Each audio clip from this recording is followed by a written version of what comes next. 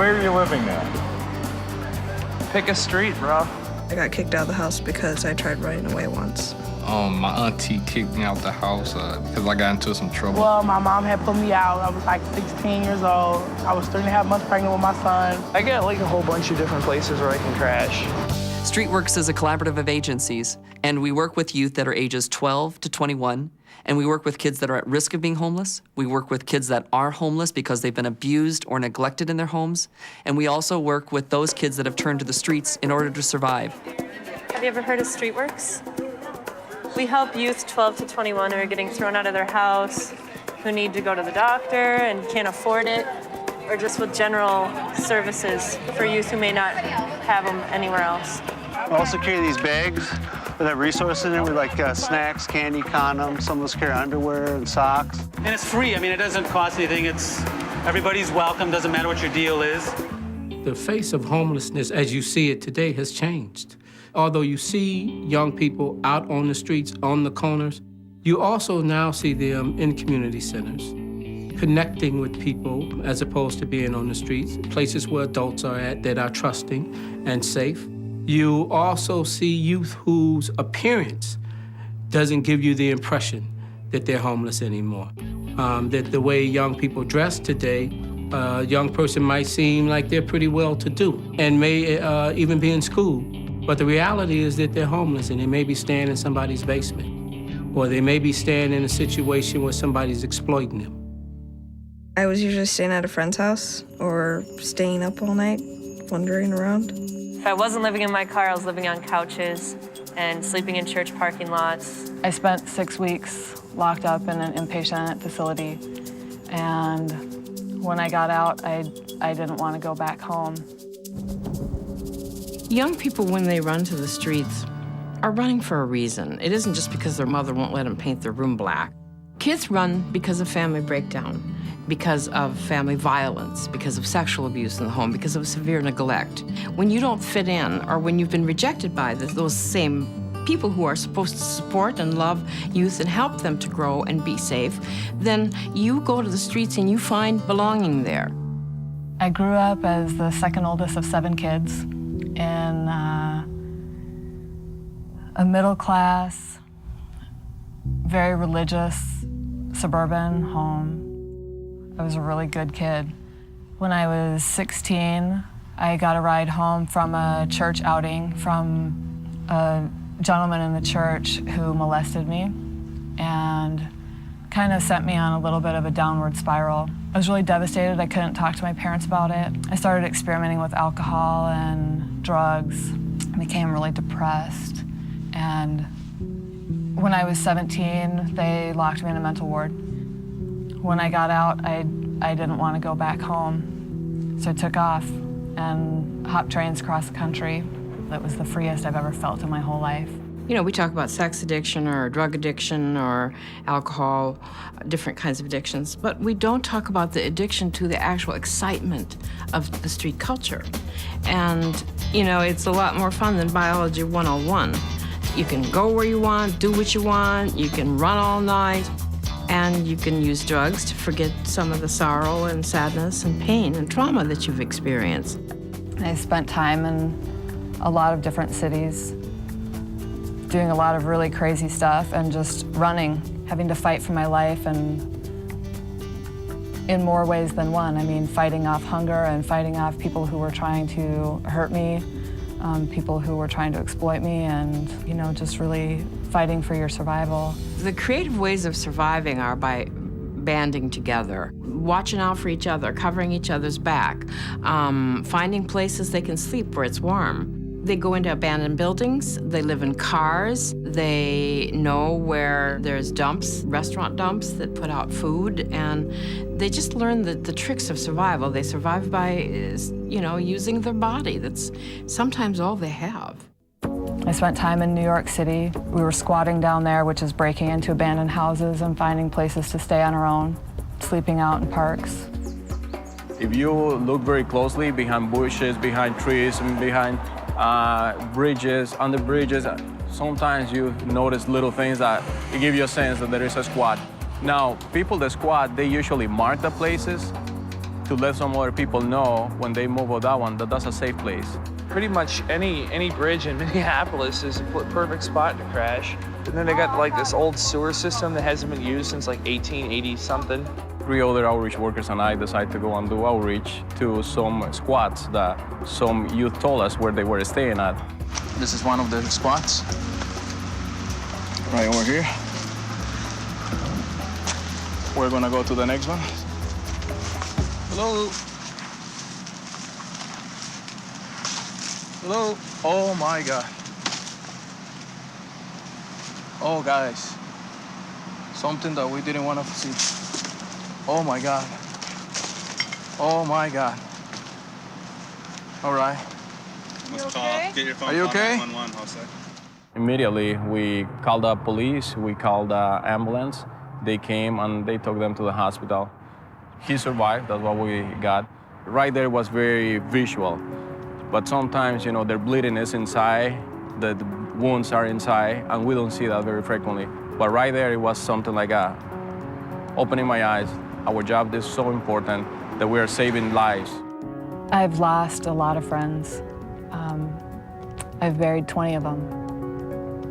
Not all of them followed the same path that I did, wanting to get out of the street life and wanting to get away from the drugs. She doesn't even recognize the girl in the mirror till she sobers up and her mind grows clear. Each day I pray that this girl will find a way to break free, and each night I wish that this girl wasn't me. I could probably be dead in some ditch by now. Because I had absolutely nothing in my life, and the people at YouthLink have actually helped me get it back on track. I wouldn't have, been able to socialize anymore if I wouldn't have met them. I wouldn't have even thought twice about going to a shelter. I wouldn't have even gone to the doctors, to check on my medical health. It is a really hard path when you have absolutely no one there for you, okay? And you expect your family to be your safety net. There's no one there. And all you have to worry about is yourself and how you're gonna eat the next day, or where you're gonna go, or where you're gonna sleep. A lot of the street-dependent youth as of right now know who we are, but there's also those who don't know who we are.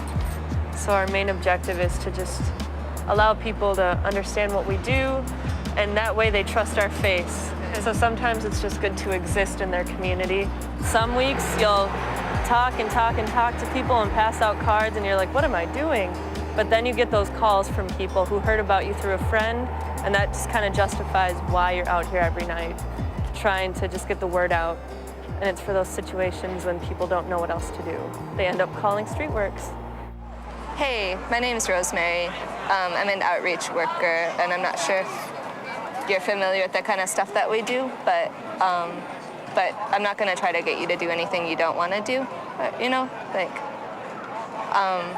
but just see if there's anything that you need help with. Are you safe in the situation where you're at right now with these folks? Okay, can I get your name? Amy? Awesome. All right, I'll hear from you later then. Okay, bye.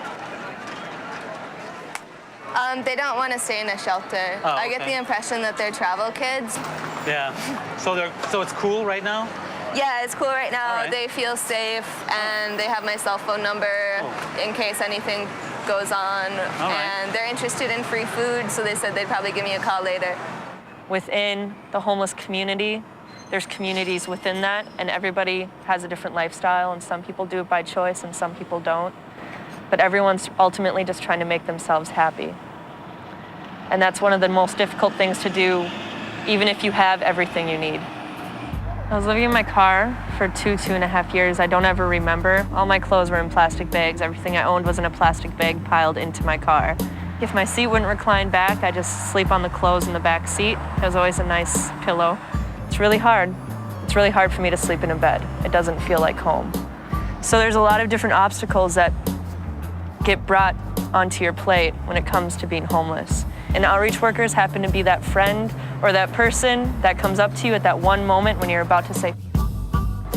So really, you just have to start at stage one, which would be trying to get to know them, build trust with them, and empower them to empower themselves.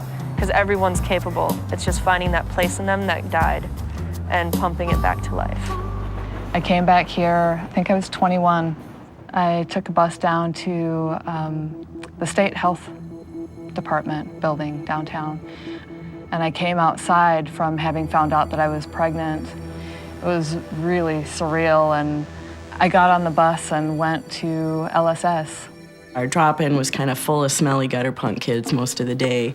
And Jen was one of those, and I had, developed a really good relationship with her. And then it was well, what do you think about this? And what do you want to do about this? And have you told, the child's father? And how do you think you're going to tell your own parents? And then I told her whatever her decision was, that I would be there for her. If someone just believed in her and kind of gave her a hand up toward learning about what she was capable of doing, that she would go far, very far. And, look at her now. I mean, she's an outreach worker and she works in the agency. And, to see her come full circle and give back to the very community, that served her, that's why I come to work every morning. Today, my relationship with my parents is very strong. They're my best friends. They take care of my daughter, Matilda, while I go to work every day. And they're very close too, and those relationships mean the world to me. If I had advice for any parent that really still had feelings for their child, the thing that I would tell them is, don't ever stop loving them. And I think they need to hear it. And I think that you need to tell them there's a lot of things you can do that I don't like, that I disapprove of, but there isn't anything that you can do that will make me stop loving you. You never give up. Ever.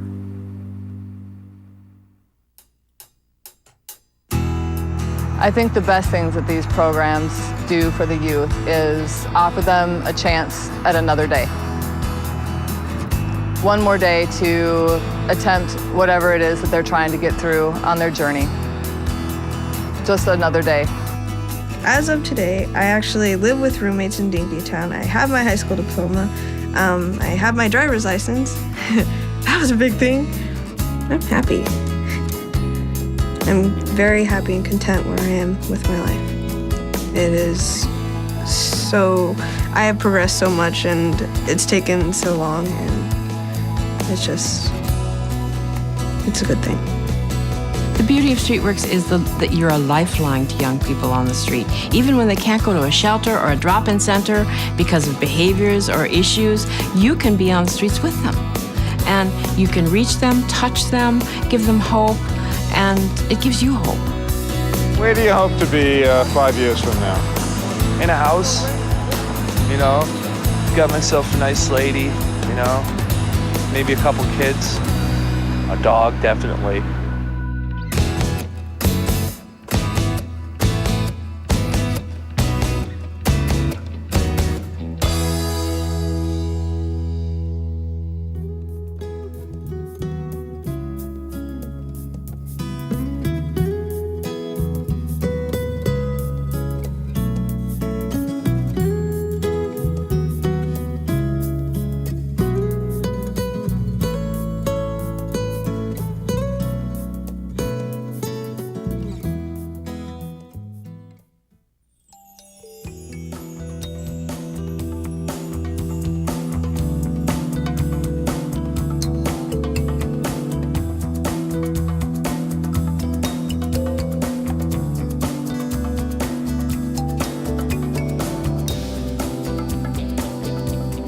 Where are you living now?